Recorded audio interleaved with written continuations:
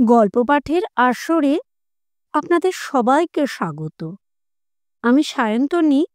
আজকে পাঠ করছি লীলা মজুমদারের লেখা গল্প আহিরিটোলার বাড়ি। আহিরিটোলা কোথায় জানো তো? সেখানে গঙ্গার ধারে আমার পূর্বপুরুষদের একটা মস্ত বাড়ি আছে। কেউ থাকে না সেখানে, দরজা জানালা ঝুলে রয়েছে, ছাদ দিয়ে জল পড়ে, দেওয়ালে সব ইট বেরিয়ে পড়েছে, শুধু ইঁদুর মাদুরের বাস।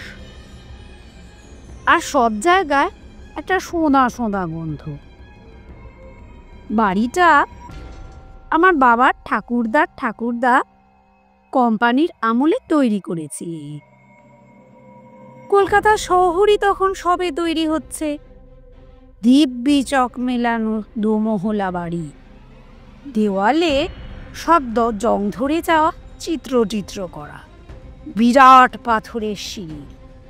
টাকারও তাদের অভাব ছিল না। ওই কি সব চোরা কারবার চলতো।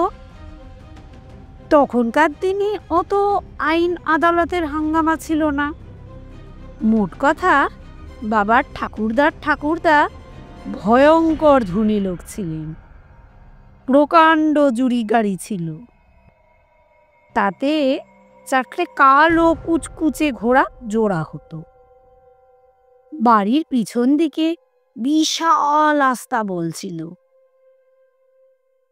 সেসব যে কবে বিক্রি হয়ে গেছে, তার জায়গায় 3 তলা সব বাড়ি হয়ে গেছে, সেগুলো পর্যন্ত ভেঙে চুরে যাচ্ছে।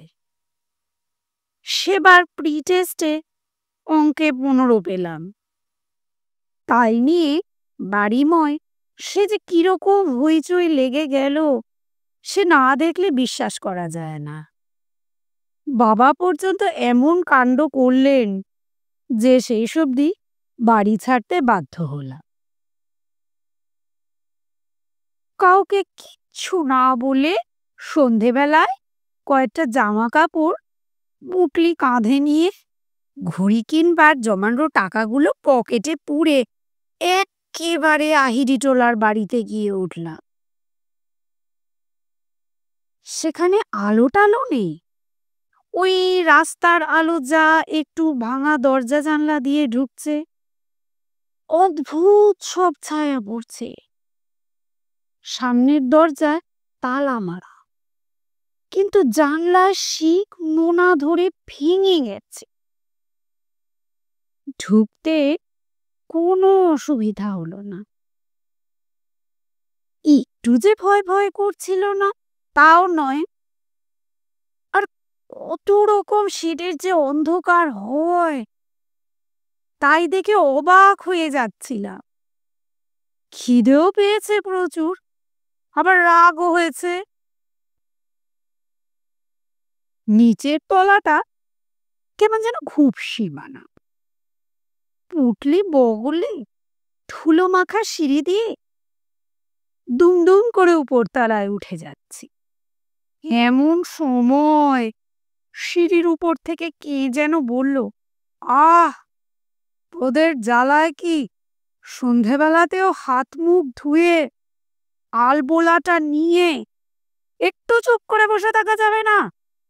সারাদিন শুধু দাও দাও দাও দাও, এটা নেই ওটা নেই, এটা চাই ওটা চাই, এবার একটু খান্তি দে বাবা। ফুরফুর করে নাকে একটা ধূপধুনোর সঙ্গে গোলাপ জল আর তামাকের গন্ধ। চেয়ে দেখি তারার আলোতে সিঁড়ির উপরে একজন বুড়ো লোক দাঁড়িয়ে রয়েছে। ভুস্কো রঙের জব্বা পরনে, পায়ে সাদা নাগড়াই জুতো, মাথায় ভুস্কো একটা ছোট্ট সাদা টুপি, আর ডান হাতের বগবার আঙুলে একটা মস্ত সবুজ পাথরের আংটি। যেমন সিঁড়ির উপরের ধাপে এসে উঠেছি, আশ্চর্য হয়ে বললেন,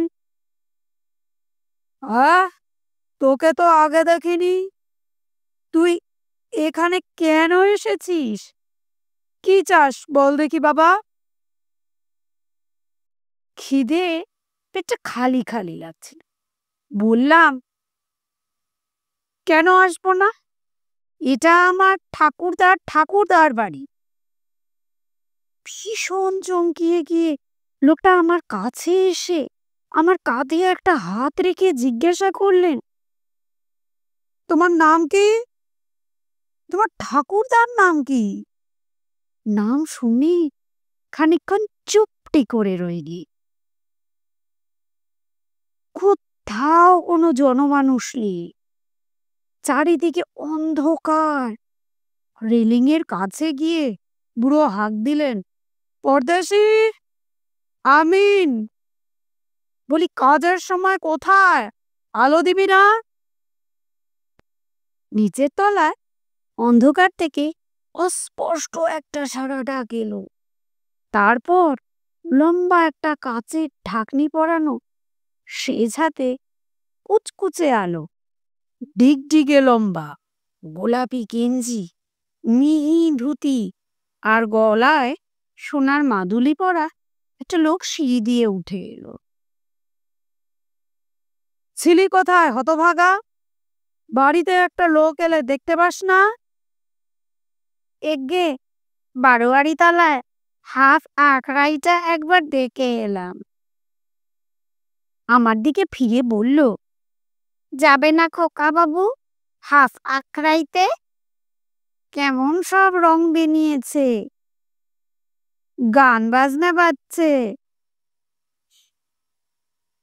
বুড়ো বললে, চুপ, ওসব ছেলে মানুষের জায়গা নয়। এসো দাদা, তুমি আমার সঙ্গে এসো। সামনের ঘরে গেলাম। মেঝেতে লাল কালচে পাতা, মস্ত নিচু তক্তপোষে হলুদ মখমলের চাদর বিছানো। এক কোনায় গোফ ঝোলা চুড়িদার পাঞ্জাবি গায়ে, কানে মাকড়ি একজন লোক দাঁড়িয়ে। তাকে বললেন, যাও এখন, বলছি তো 10 টাকা চাঁদা আর 5 ভরি আতর দেব তোমাদের বারোয়ারি পুজোর জন্য, এখন কেটে পড়ো তো দেখি। লোকটি চলে গেলে আমাকে তক্তপোষে বসিয়ে পুঁটলির দিকে চেয়ে বললেন, ওতে কি পালিয়ে এসেছো নাকি? কেন বলো তো সব কথা। খানিকটা ভেবে হঠাৎ বিরক্ত হয়ে বললেন, 15 পেয়েছিস? হতভাগা, তোর লজ্জা করে না? আঁখ হয় না কেন? শুভঙ্করী পড়িস না? তা মুখটা এমন পাংশু পানা কেন? খেয়েছিস? খাসনি এখনো? পরদেশি, পরদেশি, যা দিকে নি, পচ্চুকে বলগে যা। পরদেশি চলে গেলে বললেন, আমার কখনো একটা আঁক কষতে ভুল হতো না, আর তুই বেটা একেবারে 15 পেলি। জানিস, নবাবের কাছ থেকে সার্টিফিকেট পেয়েছিলাম ঘৌষের সব হিসেবের ভুল শুধরে দিয়েছিলাম বলে। দাঁড়া, কুট্টিকে ডেকে পাঠাই, সে তোকে সব আঁক শিখিয়ে দেবে। পরদেশি একটা রূপোর থালায় লুচি, সন্দেশ, ছানা মাখা আর 1 গেলাস বাদামের শরবত এনে দিল।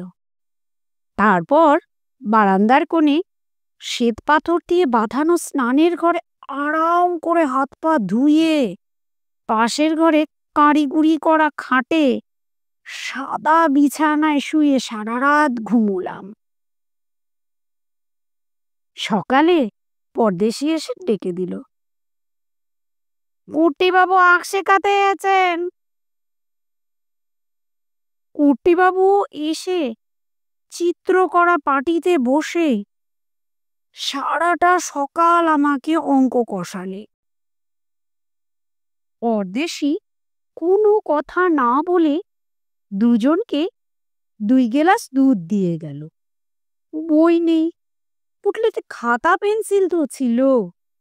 তাই দেখে মহা খুশি কুট্টিবাবু। কি বলবো, যেসব অঙ্ক সারা বছর ধরে কিছুই বুঝতে পারছিলাম না, সব যেন জলের মতো সোজা হয়ে গেল। কুট্টিবাবুর বই দরকার হয় না, সব ওনার মাথার মধ্যে ঠাসা। উনি চলে গেলে বারান্দায় বেরিয়ে দিনের আলোতে ভালো করে চেয়ে দেখি এরা সব বাড়িঘর ছকছকে পরিষ্কার করে ফেলেছে। উঠোনের ধারে বড় বড় টবে কত রকম পাতাবাহারের গাছ, আর উঠোনে দাঁড়ের উপরে লাল, নীল, হলদে, সবুজ মস্ত মস্ত তোতা পাখি রোদে বসে ছোলা খাচ্ছে। দেওয়ালে ঠেস দিয়ে পরদেশি মুচকি মুচকি হাসছে। কাকে খুঁজছো খোকা বাবু? বুড়ো লোকটির খোঁজ করলাম। তা কি নাম ওনার? পরদেশি। বড্ড ভালো লোক। পিছন থেকে তিনি নিজে বললেন, আমার নাম শিবেন্দ্র নারায়ণ, লোকে শিবুবাবু বলে ডাকে আমায়। তুমি নাকি ভালো অঙ্ক কষেছিল, কুট্টি বলছিল। এই নাও তার পুরস্কার। আমার হাতে একটা মস্ত সোনার মোহর গুঁজে দিলেন। ও কি পরদেশি, বাইরের দরজায় কারা যেন মহা ধাক্কাধাক্কি চেঁচামেচি করছে। সংগ্রা নয় তো পরদেশি? পরদেশি আস্তে আস্তে মাথা নাড়ল। আমি বললাম, এই রে, তবে নিশ্চয় বাবা এসেছেন আমায় খুঁজতে। ছুট্টে নিচে গিয়ে দরজা খুলে দিলাম। মা, বাবা, বড় কাকা আর পিসে মশাই এসেছেন।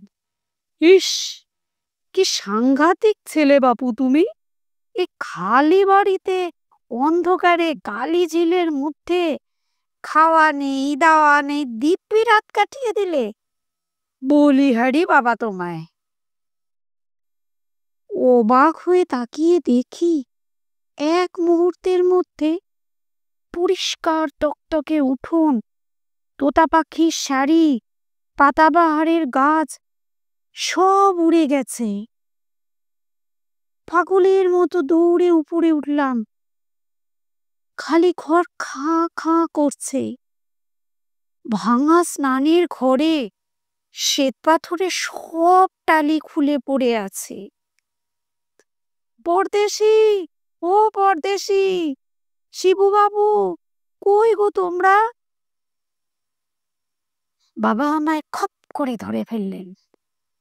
জানিস না, শিবুবাবু আমার ঠাকুরদা, পরদেশি তার খাস খানসা মা। আস্তে আস্তে আমার হাতের মুঠোর মধ্যে মোহরটাকে পকেটে পুরে বললাম, চলো টেস্টে আমি অঙ্কে ভালো নম্বর পাবো, দেখো। কাউকে কিচ্ছু বলতে পারলাম না। আমি ঠিক করেছি বড় হয়ে টাকা পয়সা রোজগার করে আহিরিটলার বাড়িটা সারিয়ে সুরিয়ে সেখানেই থাকবো। গঙ্গাটাও বেশ সামনে আছে।